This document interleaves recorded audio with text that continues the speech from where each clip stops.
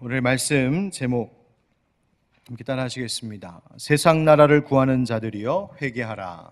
세상 나라를 구하는 자들이여 회개하라.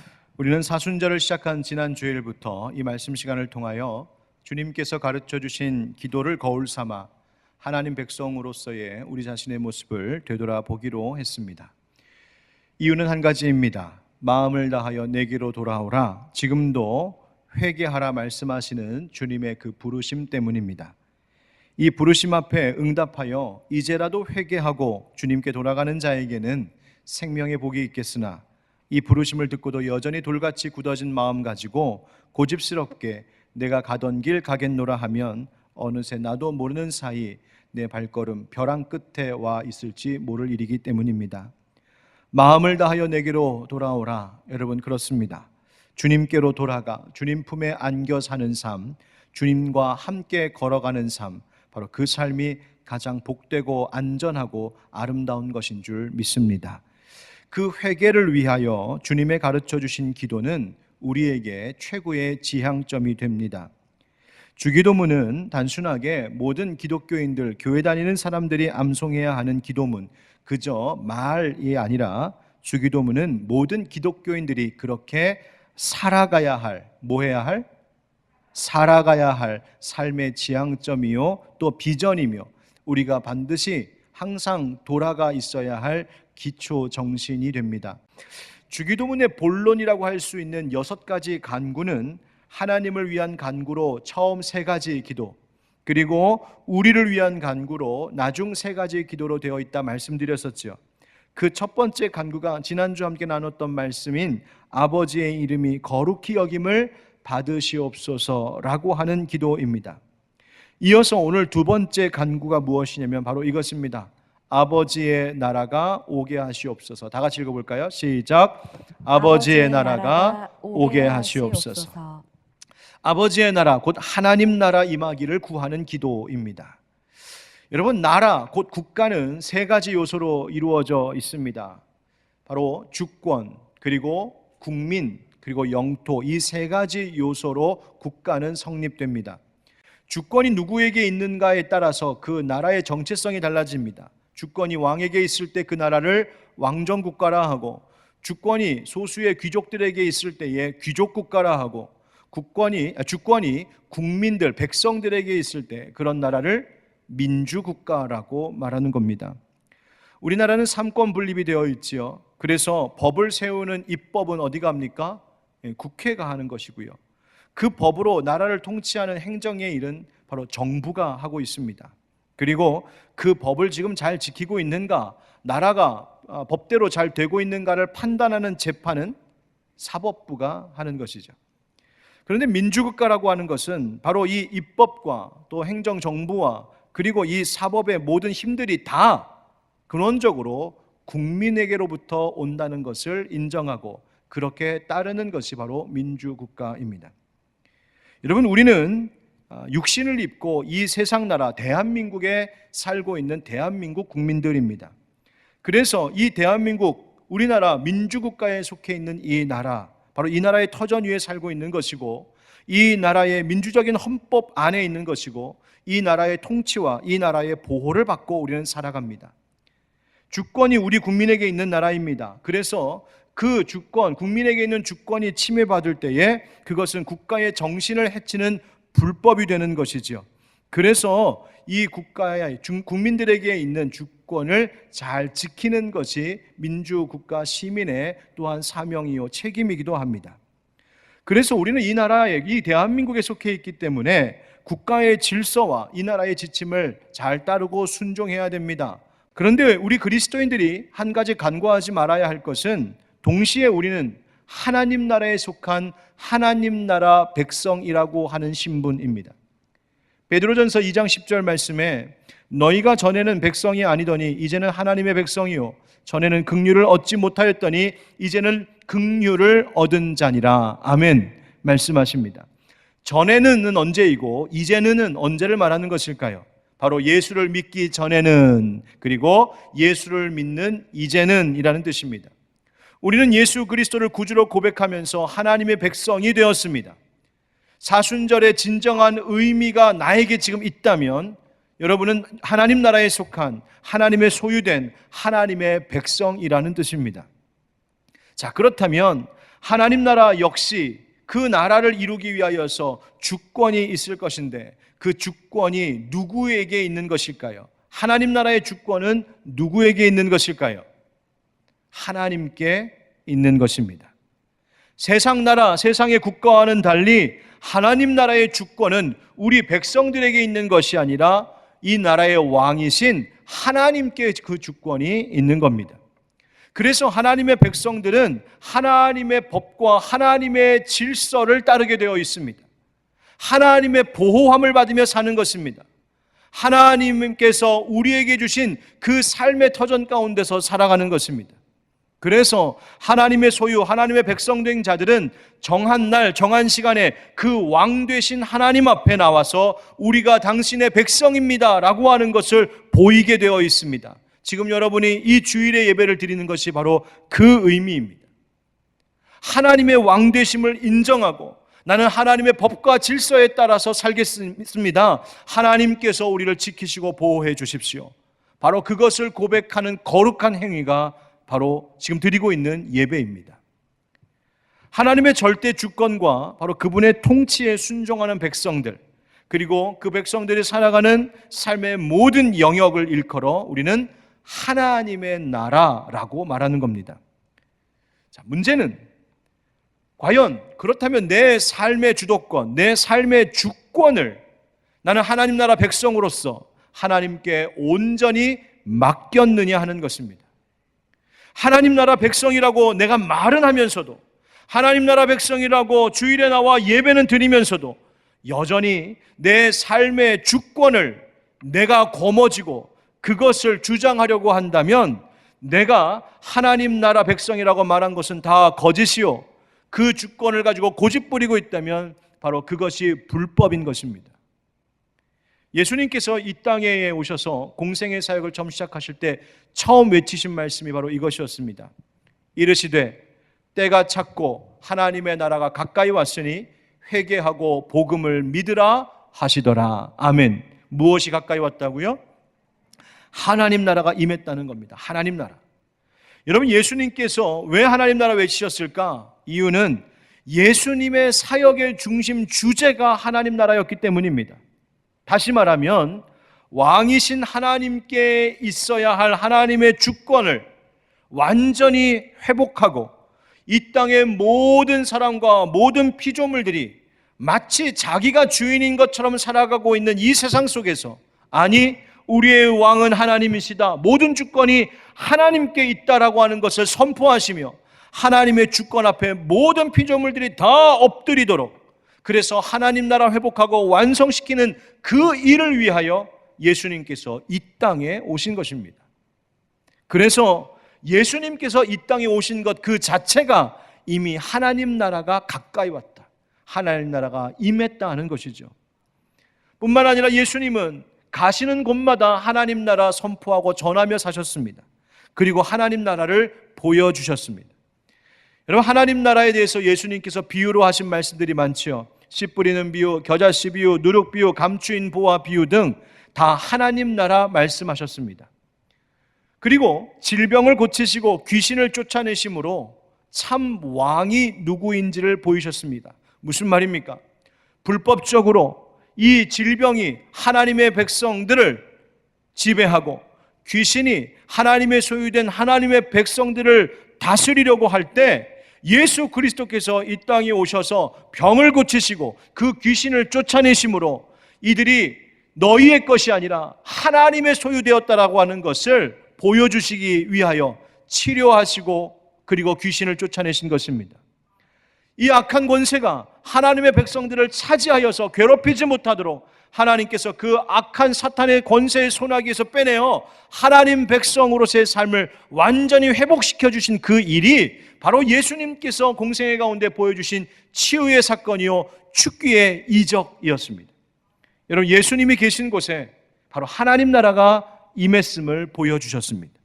무엇보다도 우리 예수 그리스도께서 십자가에서 죽으시고 사흘 만에 부활하신 그 일로 인하여 사탄의 모든 권세, 죄와 사망의 그 악한 권세, 그 불법적인 일들을 완전히 이기신 결정적인 사건이 되었던 것이죠. 여러분, 예수님께서 하나님 나라를 선포하셨고 하나님 나라를 보여주셨고 하나님 나라를 가르쳐 주셨습니다. 우리에게 하나님 나라가 시작되었습니다. 그런데 동시에 예수님께서 우리에게 앞으로 한 가지 있을 일에 대하여 약속하신 것, 아직 이루어지지 않은 한 가지 일이 있습니다. 그것이 무엇일까요? 예수님께서 다시 오신다는 약속입니다. 하나님의 나라는 바로 예수님이 다시 오시는 그날에 완성됩니다.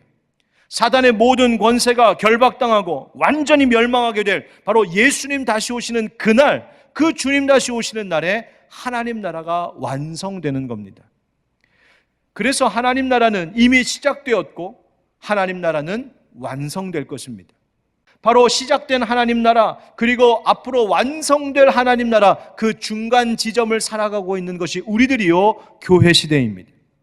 그래서 이미 우리 안에 도래한 하나님 나라의 그 영광, 하나님 나라의 기쁨, 하나님 나라의 능력, 하나님 나라의 그 축복을 이 땅 가운데서 맛보며 살아가는 것이 하나님 백성된 그리스도인들이요, 동시에 하나님 나라가 완성될 그때를 고대하며 소망 가운데 살아가는 것이 우리들이에요.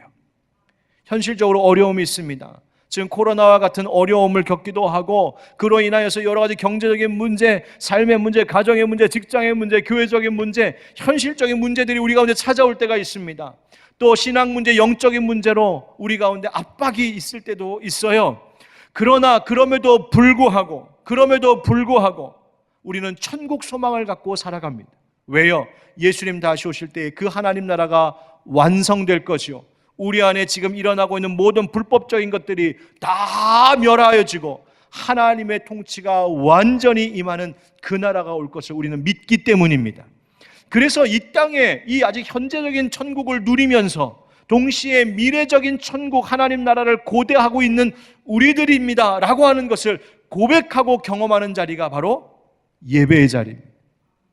그래서 여러분들은 지금 현재 이 땅 가운데서 살고 있지만 또 하나님 나라를 누리고 천국을 소망하여 다시 그 얻는 힘을 가지고 내가 이 세상에 다시 나아가 하나님 나라 이루며 누리며 살겠습니다.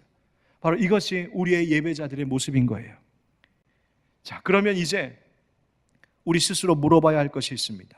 그렇다면 나는 하나님 나라의 백성이라고 말하는데 과연 나는 누구의 나라를 위하여 지금 살고 있을까 하는 것입니다.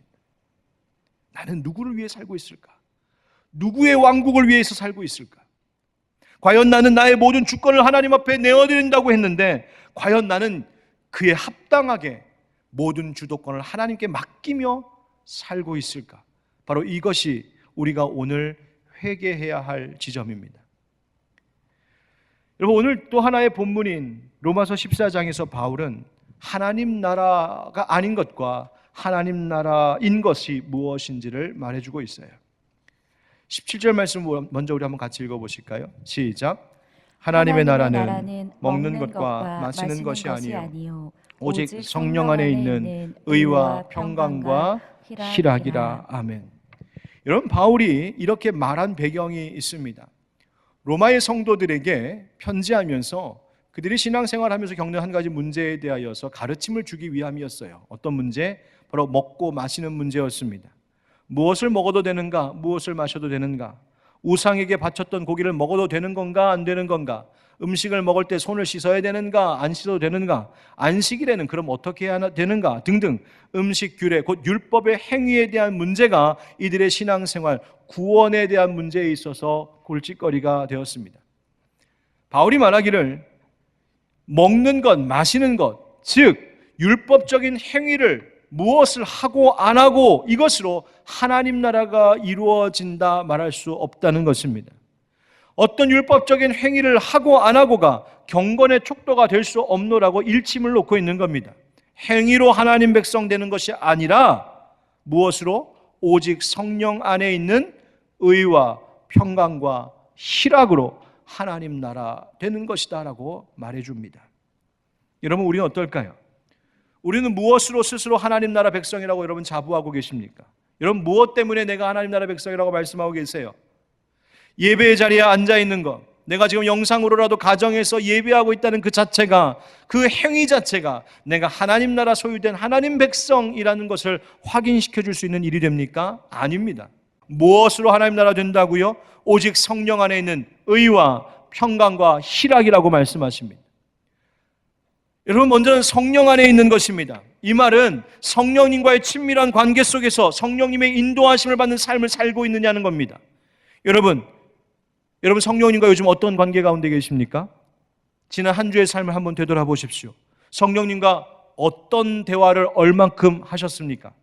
지난 한 주 여러분들은 성령님을 얼마나 몇 번 불러보셨습니까?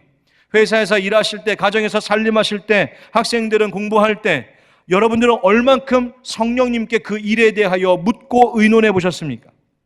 내 생각과 성령님의 뜻이 충돌한 적은 없으셨습니까? 그렇게 충돌할 때 내 생각을 꺾고 성령님의 뜻을 따랐던 일들은 몇 번이나 되셨습니까?